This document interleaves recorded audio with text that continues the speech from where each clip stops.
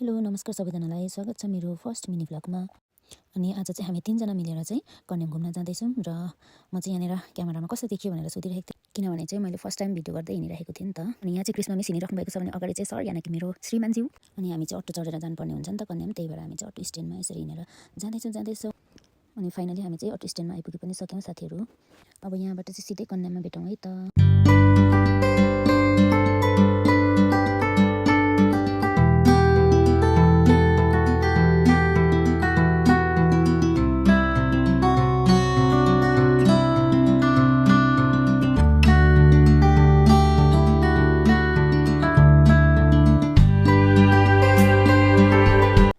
साथीहरू हामी चाहिँ कन्याम आइपुगिसक्यौँ। यो चाहिँ रहेको छ कन्याम। अनि मलाई चाहिँ फर्स्ट टाइम भएर होला साथीहरू भिडियो गर्दै हिँड्न चाहिँ यति लाज लागिरहेको छ, त्यही कारणले चाहिँ मैले चाहिँ उनीहरूको मात्र भिडियो गर्दै हिँडिरहेको छु। मपट्टि चाहिँ मैले देखाएकै छैन। मान्छे भएको ठाउँमा चाहिँ भिडियो गर्नै लाज लागेर चाहिँ, अनि मान्छे नभएको ठाउँमा आएर भिडियो गर्दै हाँस्दै हिँड्दैछौँ है साथीहरू। अनि अहिले चाहिँ हामी कन्याम भ्यू पोइन्टमा यसरी हिँड्दै जाँदैछौँ।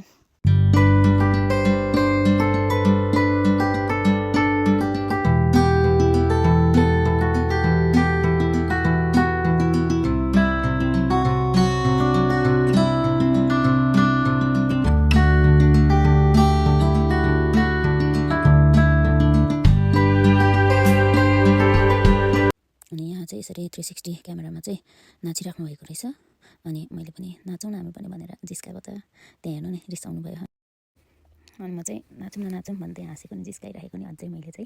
साथीहरू हामी चाहिँ अब माथि नै जाँदैछौँ जग्गामा सल्लाहघारीमा भिडियोहरू बनाउनुको लागि हामी चाहिँ माथितिर लाग्दै गरेको अवस्था। अझै पनि यहाँ माथि सल्लाहघारीमा जानु भनेको। अनि यत्रो माथि आइसकेको छौँ हामी, कन्याम भ्यू पोइन्ट नै छ।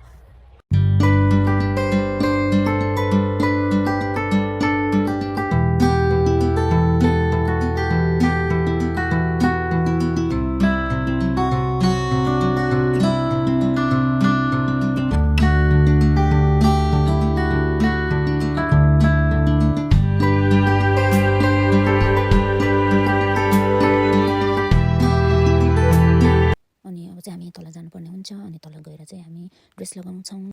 म चाहिँ अनि यहाँ तल आएर ड्रेस लगाएर तामाङ ड्रेस लगाएर चाहिँ निकै परिसकिसकेँ साथीहरू। मलाई चाहिँ यो ड्रेस पहिल्यैबाट लगाउन मन थियो।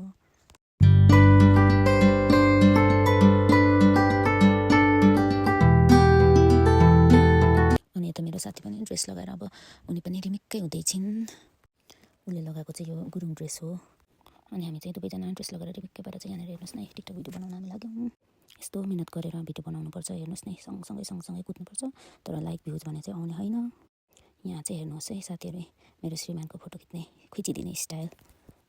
अनि मेरो श्रीमानले चाहिँ यहाँ गुनासो गर्दै हुनुहुन्थ्यो क्या, फोटो खिच्ने भिडियो खिच्ने, केटी चाहिँ बिहा गर्नु नहुने रहेछ भनेर। के हुन्छ अरे मेरो श्रीमानज्यू? यो गाइस केटीहरू टिकटक बनाउन बिहा नगर्नु, यस्तै हुन्छ। यता हाँसेर बिहोस छ हो। हामी चाहिँ टिकटक बनाएको उसलाई चाहिँ ब्याग बोक्दा स्वेटर बोक्दा साह्रो पर्यो अरे। फेसनको अगाडि चाहिँ जाडो पनि केही होइन रहेछ। त्यही त कन्यामको यस्तो टुक कमाउने जाडोमा हामी हातमा स्वेटर हातमा बोकेर अब चाहिँ हामी ड्रेस पनि लगाउने सिक्यौँ। अनि अब चाहिँ ड्रेस चेन्ज गरेर जानुपर्ने हुन्छ है त। हेलो सर, कस्तो लाग्दैछ आजको ट्रिप? जाडो त बन्दैन पटक्कै। अब फेरि एकछिनमा जाडो भइहाल्छ, स्वेटर लगाइहाल्नुपर्छ ड्रेस फुकाल्ने बित्तिकै। त्यस्तै छ हाम्रो चाहिँ। अनि हामीले चाहिँ अब चाहिँ ड्रेस पनि चेन्ज गरिसक्यौँ र यहाँ चाहिँ अब भोक लागेको भएर हामी चाहिँ खानाको लागि आइराखेका छौँ र हामी चाहिँ मेनु हेर्दैछौँ। अनि जति नै मेनु हेरे पनि लास्टमा है हामी नेपालीहरूले खाने भनेको त त्यही मोमो चाउमिन थुक्पा त्यस्तै त हो। अनि हामीले चाहिँ मोमो अर्डर गऱ्यौँ ल है साथीहरू। हाम्रो चाहिँ खाजा पनि आइसकिसक्यो।